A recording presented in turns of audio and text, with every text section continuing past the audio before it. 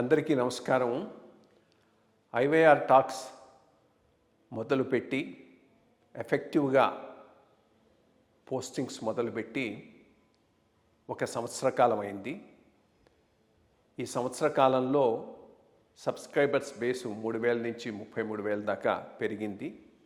IYR టాక్స్ను ఆదరిస్తున్న మీ అందరికీ నా ధన్యవాదాలు. భవిష్యత్తులో కూడా ఇదే రకంగా ఐవైఆర్ టాక్స్ని మీరు ఆదరిస్తారని ఆశిస్తూ ఉన్నాను. Thank you. ఆశ కానీ ఆశయం కానీ సూచన కానీ ఆయన మనసులో ఉండేది కాదు. అంటే సిస్టమ్ అంతా కూడా లో మార్పు చేయాలి అనే అంబిషన్ కూడా లేదు. సో బయటకు వచ్చిన తర్వాత ఏం చేస్తూ ఉన్నారు? అప్పటి నుంచి మీరు బ్రాడ్గా what is the work you are doing? నేను చాలా విషయాల్లో చేతులు పెట్టాను. ఒకటి ముఖ్యంగా నేను కొంచెం గట్టిగా what I'm proud of is law చదివాను, ఎల్ఎల్బి చదివాను. రిటైర్ అయిన దగ్గర నుంచి 3 సంవత్సరాల పాటు ఎల్ఎల్బి చదివి 60 పేపర్లు రాసి 30 సబ్జెక్టులలో ఫస్ట్ క్లాస్లో పాస్ అయ్యాను. అది ఫస్ట్. లాయర్గా బార్ కౌన్సిల్లో రిజిస్టర్ చేసి all India bar council exam pass అయ్యాను. ఇప్పుడు ఆ ప్రస్థానం మొదలుపెట్టే దశలో ఉన్నాను. అది ఒకటి. రెండవది, నేను కౌటిల్య స్కూల్ ఆఫ్ పబ్లిక్ పాలసీలో విజిటింగ్ ఫ్యాకల్టీగా హైదరాబాద్ గీతం universities Kautilya school of public policy అక్కడ మాస్టర్స్ డిగ్రీ ఇస్తారు. అక్కడ నేను public policy, public finance, public health మీద నేను లెక్చర్స్ తీసుకుంటాను యాజ్ అ విజిటింగ్ ఫ్యాకల్టీ. నేను I'm also on the council of governors of ASCII. ఈ యాస్కీలో కూడా అప్పుడప్పుడు లెక్చర్స్ ఇస్తుంటాను. అది కాకుండా కొన్ని బోర్డ్స్లో, కంపెనీ బోర్డ్స్లో నేను ఐఎమ్ ఇండిపెండెంట్ డైరెక్టర్. తర్వాత మెగా ఇంజనీరింగ్ ఇన్ఫ్రాస్ట్రక్చర్ గ్రూప్కి 2 సంవత్సరాల పాటు as head of corporate strategy and strategy, investment management, acquisitions, mergers మీద పనిచేశాను. సో దాంట్లో ముఖ్యంగా after I retired and after 1 year 2 years పనిచేశాను. దాంట్లో I was managing director of their electric bus company for some time. Then BYD చైనాతో ఇండియాలో electric కార్లు తయారు చేసే ఒక జాయింట్ వెంచర్ అగ్రిమెంట్ ఒకటి గవర్నమెంట్ ఆఫ్ ఇండియాకి పంపించాం. అది చాలా పెద్ద అచీవ్మెంట్ సార్. ఎందుకంటే ఇండియాలో హైయెస్ట్ వాల్యూ అది ఒప్పుకోలేదు. రాజకీయాల చైనీస్ ఇన్వెస్ట్మెంట్ ఒప్పుకోలేదు. కానీ అది చాలా వర్క్ చేస్తాం దాని మీద. Ground with Mega and BYD partnership. $1 billion investment, 8,500 కోట్లు ఇన్వెస్ట్మెంట్ ఫస్ట్ స్టెప్. తర్వాత phase 2, phase 3. It would have been Hyderabad. తర్వాత రీసెర్చ్ అండ్ డెవలప్మెంట్ సెంటరు, తర్వాత India focused models, technology transfers చూడాలి if it whether how that will happen. So corporate financing, corporate governance మీద అటు RECలో దగ్గర కానీ ఇక్కడ మెగా గ్రూప్లో పనిచేస్తున్నాను. ఒక 5 years పాటు కార్పొరేట్ మేనేజ్మెంట్ మీద, ఫండింగ్, ఫైనాన్సింగ్, రేజింగ్ రిసోర్సెస్. లేదు సార్, అది మానేసి 2 ఏళ్ళు అయింది. ఈ 2 years నుంచి నేను mostly advisory, lectures, talks, public interest issues, so వాటి మీద మాట్లాడడం, చర్చించడం, మీలాంటి పెద్ద మనుషులతో మాట్లాడడం, ప్రజల మంచి గురించి. అంటే సమాజానికి పెద్ద ఎత్తున మార్పు తీసుకొచ్చే అంశాలు ఏమున్నాయి, వాటిని ఏ విధంగా ప్రజలకి చెప్పాలి, కమ్యూనికేట్ చేయాలి, ఏ విషయాల మీద ప్రజలకు అవగాహన పెంచాలి. ముఖ్యంగా ఆంధ్రప్రదేశ్ రాష్ట్రంలో మీకు తెలియని విషయం కాదు సార్, ఇప్పుడు 11 సంవత్సరాలు అయింది రాష్ట్రాలు 2 విడిపోయి. 11 సంవత్సరాల్లో రాష్ట్ర పురోగతి ఎలా ఉంది, మార్పు చేర్పులు ఏ వచ్చాయి, ఎందుకు ఇంత నెమ్మదిగా మార్పు వస్తోంది ఆంధ్ర రాష్ట్రంలో.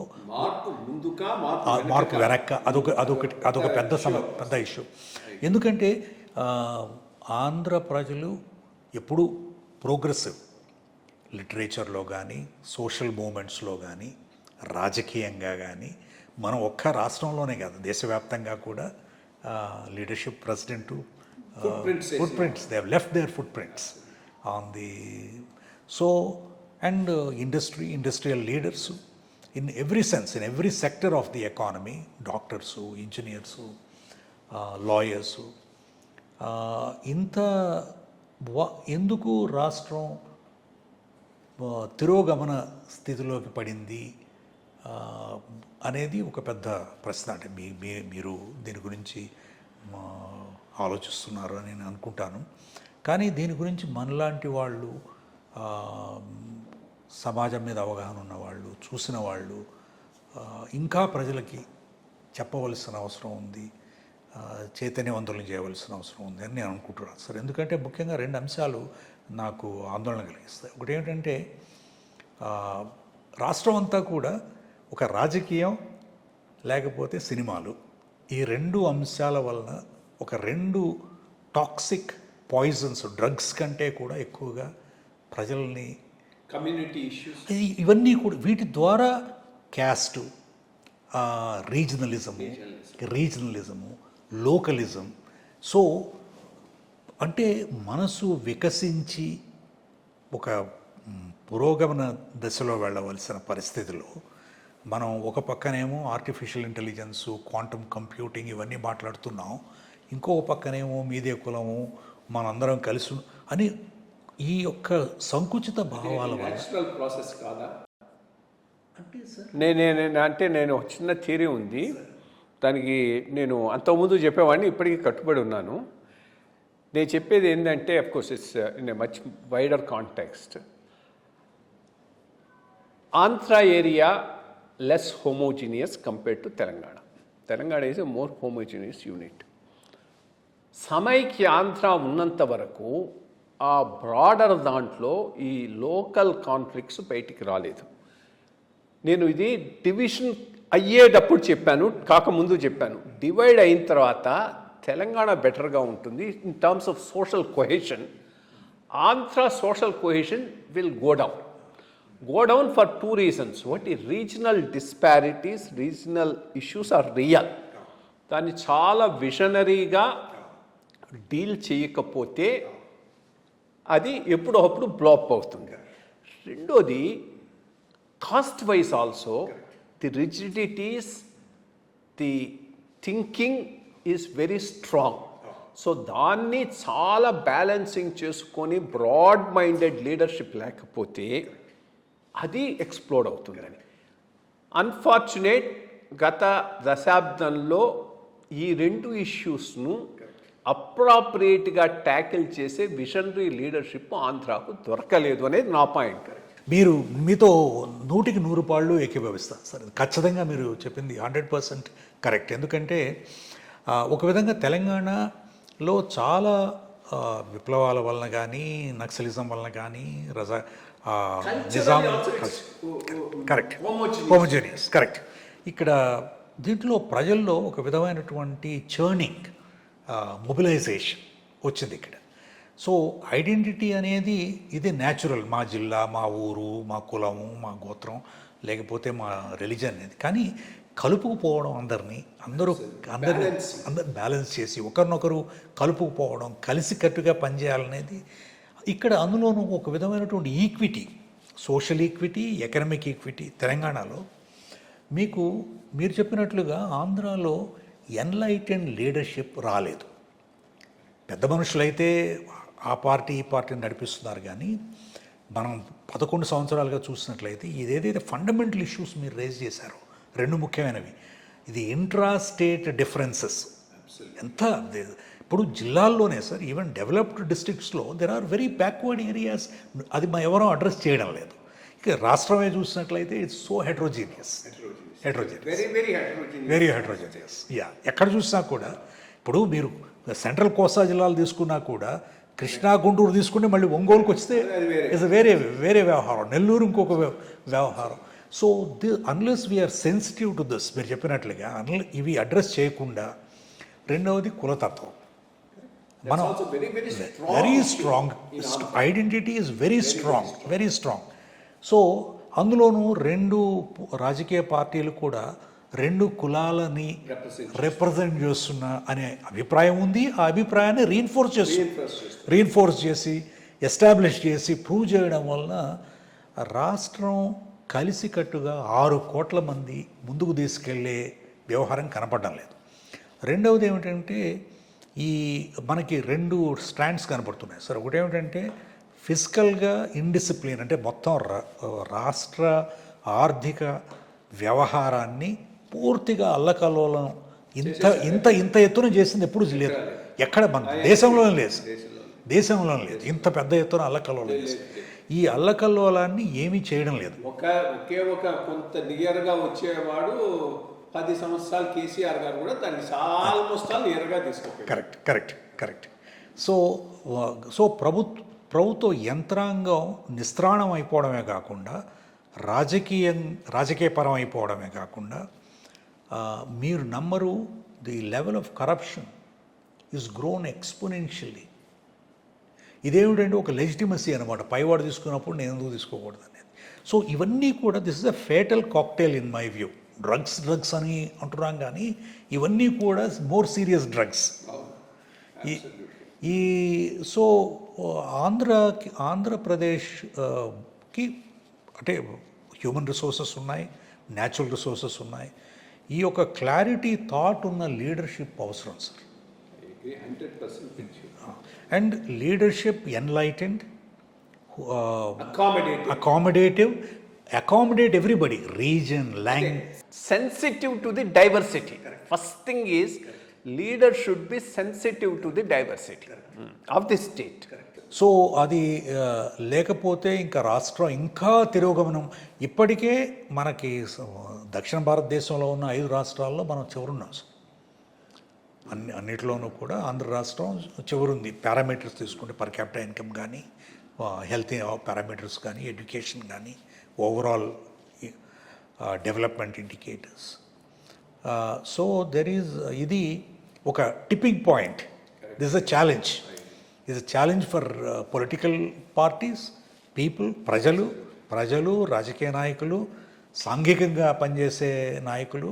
అండ్ వీటన్నిటికీ top of it vengeance politics అదొకటి కూడా, దట్స్ ఆల్సో బాగా కలుషితం చేసేస్తున్నది మొత్తం. అంతకుముందు లేదు, కొత్తగా వచ్చింది. అండ్ పూర్తిగా పోలీస్ కానీ, ఫీల్డ్ లెవెల్లో పనిచేసే అధికారులు కానీ పూర్తిగా రాజకీయ వాతావరణంలో, రాజకీయ పార్టీ ఏదైతే అధికారంలో ఉందో వాళ్ళ గురించి వాళ్ళు చెప్పింది చేయడం తప్ప ఇంకో రకంగా లేదు. అదే మీరు ఈ మధ్య పీపీపీ మీద కూడా మాట్లాడారు కొంత. ఐ థింక్ దాని మీద పబ్లిక్ ఇంట్రెస్ట్ లిటిగేషన్ కూడా వేయడానికి రెడీ అవుతున్నట్టున్నారు.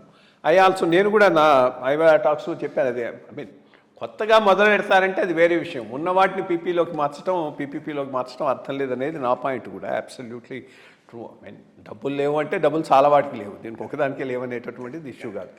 సో దీని మీద మీ పిల్ల ఎట్లా ఉంది, అసలు మీ ఫ్యూచర్ కోర్స్ ఆఫ్ యాక్షన్, యాక్టివ్గా ఉన్నంతకాలం ఏదో ఒకటి చేయాలనుకుంటున్నారు కాబట్టి with reference to the state కాస్త మీ view for the future next 10 years ఏమనుకుంటున్నారనేది కాస్త చేస్తారు. రాష్ట్ర అభివృద్ధికి, రాష్ట్రంలో రాజకీయ మార్పుకి, సాంఘిక పరిణితికి తప్పకుండా నేను కృషి చేస్తాను సార్. అది ఏ పద్ధతిలో అయినా కూడా నేను 100% నా జీవితాన్ని అంకితం చేయడానికి అవసరం వస్తే పొలిటికల్గా కూడా. అవును సార్, ఎందుకంటే ఇది చాలా అవసరం, రాష్ట్రానికి అవసరం, రాష్ట్ర ప్రజలకి అవసరం. దీని గురించి ప్రజలు కూడా తీవ్రంగా ఆలోచిస్తారని నేను అనుకుంటున్నాను. నేను పిలిపించేది ఏమిటంటే యువకులు, చదువుకున్న వాళ్ళు, ఆలోచించేవాళ్ళు, సమాజం గురించి కొంత అవగాహన ఉన్నవాళ్ళు, ఎవరైతే ఎక్స్పర్టీస్ ఉన్న మీలాంటి వాళ్ళు ముందుకొచ్చి ప్రజల్ని నడిపించవలసిన అవసరం ఉంది, చెప్పవలసిన అవసరం ఉంది. మనకి మనం ఎంతవరకు చేయగలమో అంతవరకు, మొత్తం అంతా మార్చలేకపోయాం. ఎందుకంటే మీ వరకు ఒక చిన్న దీపం వెలిగించు అనేది ఆ పాయింట్.